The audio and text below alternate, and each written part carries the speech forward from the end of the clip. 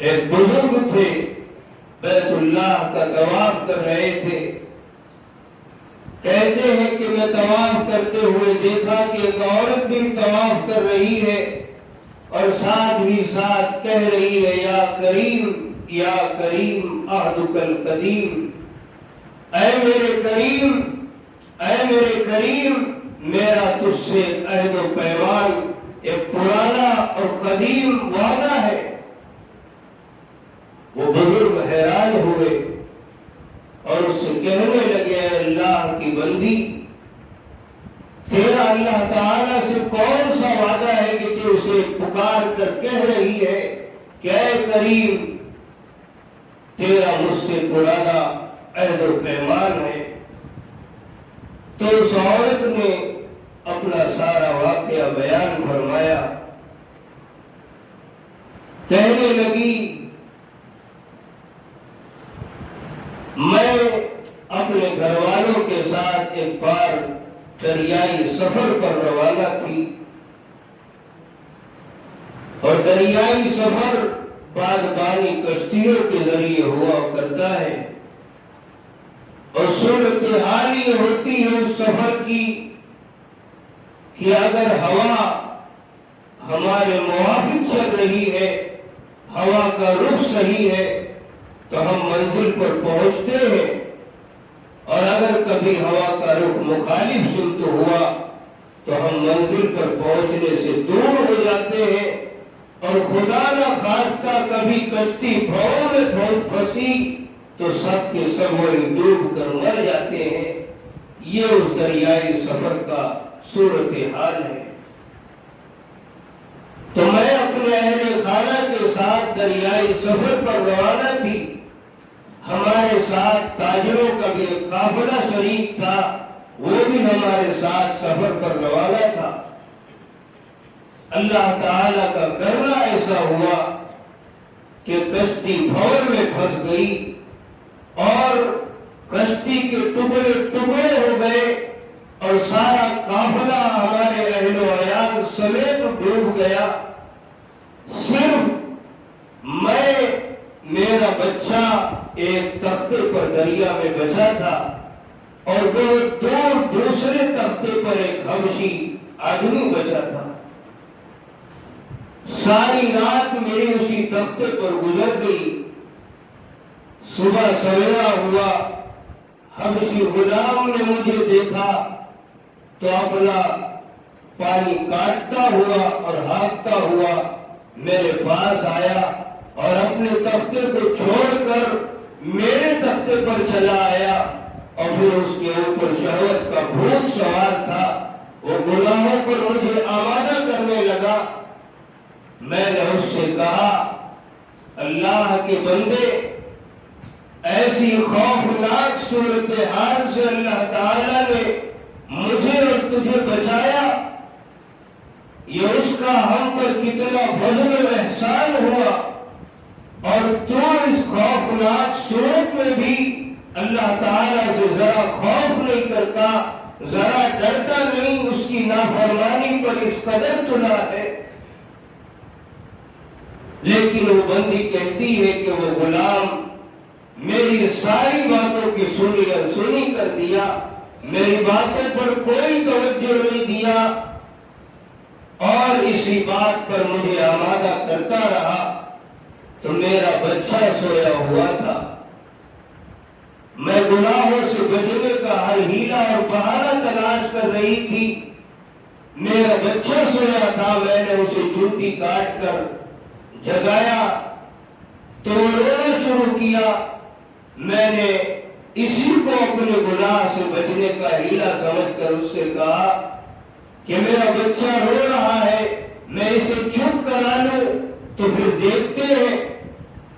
حبشی غلام نے اس بچے کو بھی اس عورت کی گود سے چھین لیا اور اٹھا کر دریا میں پھینک دیا۔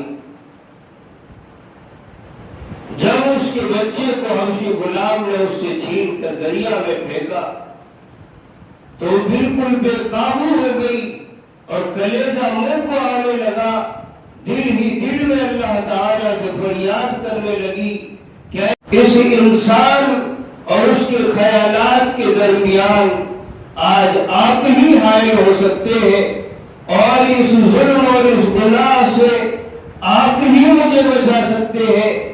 اے پروردگار میری مدد فرمائیے، میری نصرت فرمائیے، میرے ساتھ اعانت کا معاملہ فرمائیے۔ کہتی ہے کہ میں ابھی یہی کہہ رہی تھی کہ سمندر سے خوفناک جانور نکلا اور پلک جھپکتے ہی اس حبشی غلام کو اپنے منہ کا لقمہ بنا کر دریا میں واپس روانہ ہو۔ میں نے اللہ تعالیٰ کا شکر ادا کیا کہ اس نے مجھے اپنی گناہ اور نافرمانی سے بچایا، اپنی یاد کی توفیق دی۔ بچے کا غم تو ستاتا رہا، لیکن پھر دریا کا پانی میری کشتی کے میرے تختے کو حرکت دیتا رہا، ہٹاتا رہا۔ ہوتے ہوتے ہم ایک جزیرے کے قریب پہنچے۔ جب میں نے جزیرے کے قریب پہنچی تو میں کشتی سے اتر گئی اور جزیرہ دیکھا تو بڑا سرسبز و شاداب تھا،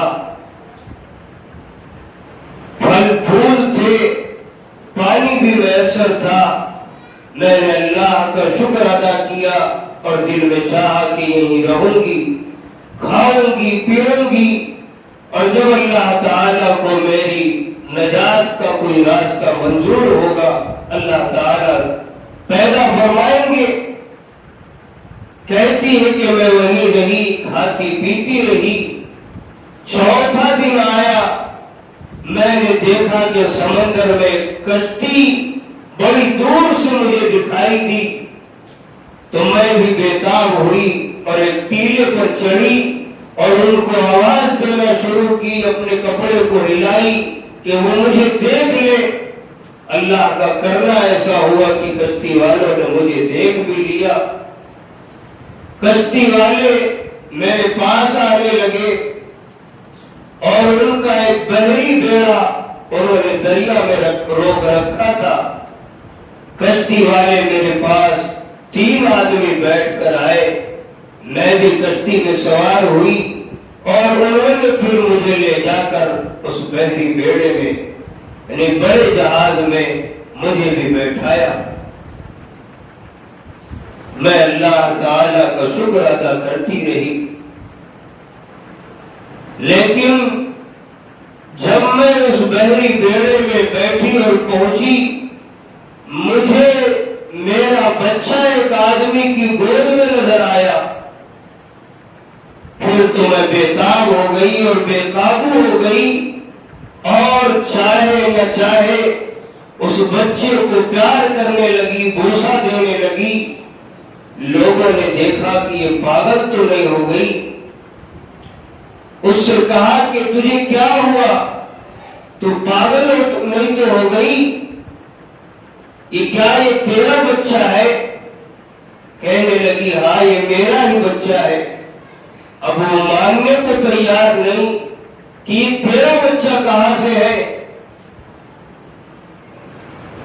تو اس نے سارا واقعہ بیان کیا کہ مجھ پر کیا دن گزرے اور حبشی غلام نے میرے بچے کے ساتھ کیا سلوک کیا۔ جب یہ سارا ماجرا اس عورت نے ان مسافروں کو سنایا تو حیران اور دنگ رہ گئے اور کہنے لگے اللہ کی بندی تیرا معاملہ تو بڑا عجیب ہے۔ اور پھر کہنے لگی کہ سن، میں بھی تجھے ایک عجیب اور غریب ہی واقعہ سناتا ہوں۔ ہم لوگوں کے ساتھ بھی سفر میں ایسا ہی تعجب خیز واقعہ پیش آیا، اور بیان کرنا شروع کیا کہ ہم لوگ بحری جہاز پر سے سفر پر روانہ تھے۔ اللہ کا شکر کہ ہوا بھی موافق تھی، بڑی آسانی سے ہمارا سفر طے ہو رہا تھا۔ اچانک ہم دیکھتے ہیں کہ ہماری کشتی اور ہمارے بحری بیڑے کے سامنے ایک جانور بہت بڑا نمودار ہوا دیکھتے ہیں کہ اس کی کمر پر، اس کی پشت پر یہ بچہ بیٹھا ہوا تھا، اور ایک اعلان کرنے والا اور ندا دینے والا یہ ندا دے رہا تھا، یا تو اس بچے کو لے لو ورنہ تمہارا سفر آگے جاری نہیں ہو سکے گا اور تمہیں نقصان اور مصیبت کا شکار ہو سکتے ہو۔ ہمارے قافلے سے پھر ایک آدمی اترا اور اس جانور کی کمر سے اس بچے کو اٹھا کر کشتی میں لایا، اور پھر وہ جانور فوراً غائب ہو گیا، اور پھر اس بچے کو لے کر ہم اگلے سفر پر روانہ ہوئے۔ تو میرے محترم بزرگوں، یہ اللہ کا وعدہ ہے اپنے مومن بندوں کے ساتھ، اسے یاد کرنے والوں کے ساتھ، انہی کی بنیاد پر یہ دنیا قائم ہے، اسی کی بنیاد پر اس کی مدد اور نصرت کے وعدے ہیں۔ ہم اپنی زندگی کا جائزہ لیں، اپنے آپ کو اب ٹٹولے کہ ہم اپنی پریشانیوں کے حل کے لیے کتنا اللہ کو یاد کیا ہے اور کتنا دنیا کے اسباب و وسائل کے پیچھے پڑے ہیں۔ میرے محترم بزرگوں اور ماں بہنوں، اللہ تعالیٰ نے ہمیں مسلمان بنایا، ہمیں ایمان والا بنایا، ہماری زندگی کیسی ہونی چاہیے اس کا اس نے ہمیں دستور بھی دیا۔ ہماری صبح کس طرح گزری، ہماری دوپہر کس طرح گزرے، ہماری شام کیسے گزرے، ہم کو چاہیے کہ اپنی زندگی پر نظر ثانی کریں، اپنے اعمال کا جائزہ لیں اور اپنے اعمال کی اصلاح کرنے کی کوشش کریں۔ اللہ تعالیٰ سے دعا کریں اللہ ہمیں کہنے سننے سے زیادہ عمل کی توفیق عطا فرمائے، آمین وما علینا الا البلاغ۔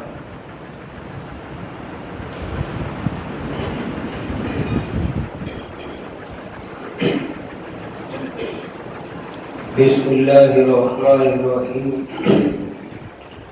الحمد للہ رب العالمین، والصلاة والسلام علی سید الانبیاء والمرسلین۔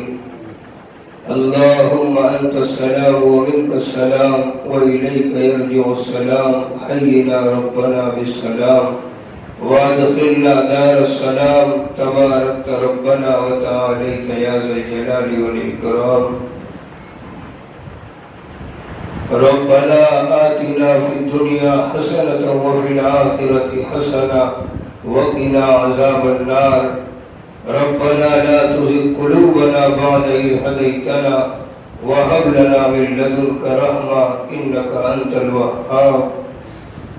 ربنا ظلمنا أنفسنا وإن لم تغفر لنا وترحمنا لنكونن من الخاسرين۔ يا فاطر السماوات والأرض أنت ولي في الدنيا والآخرة، توفني مسلما والحقني بالصالحين۔ یا مصرف القلوب صرف قلوبنا على طاعتك وطاعت رسولك وعملا بكتابك، یا مقلب القلوب ثبت قلبی على دینک۔ اے اللہ تعالی ہمارے گناہوں کو معاف فرما دیجئے، اے اللہ ہماری خطاؤں کو درگزر فرما دیجئے، ہماری کوتاہیوں کو معاف فرما دیجئے۔ اے اللہ ہمیں توبہ تائب کی توفیق عطا فرما، اے اللہ ہمیں اپنا خوف اپنی خشیت عطا فرما، ہمیں توبہ نصوح کی توفیق عطا فرما، آسانیاں عطا فرما، مشکلات کو دور فرما۔ اے ہمارے پروردگار، جیسی آپ ہماری زندگی بنانا چاہتے ہیں، اے اللہ جیسی زندگی گزارنے کے آپ ہم سے طلبگار ہیں، اے پروردگار اپنے فضل و کرم سے ہمیں ویسی زندگی گزارنے کی توفیق عطا فرما۔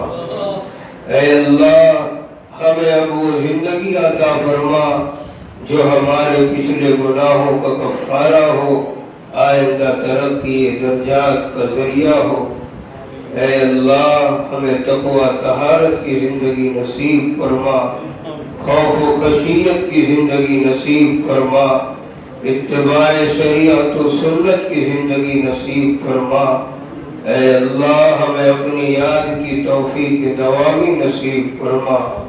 اے اللہ اپنی عظمت کا ہمارے دلوں میں استحضار پیدا فرما، اپنی بڑائی کا ہمارے دلوں میں استحضار پیدا فرما۔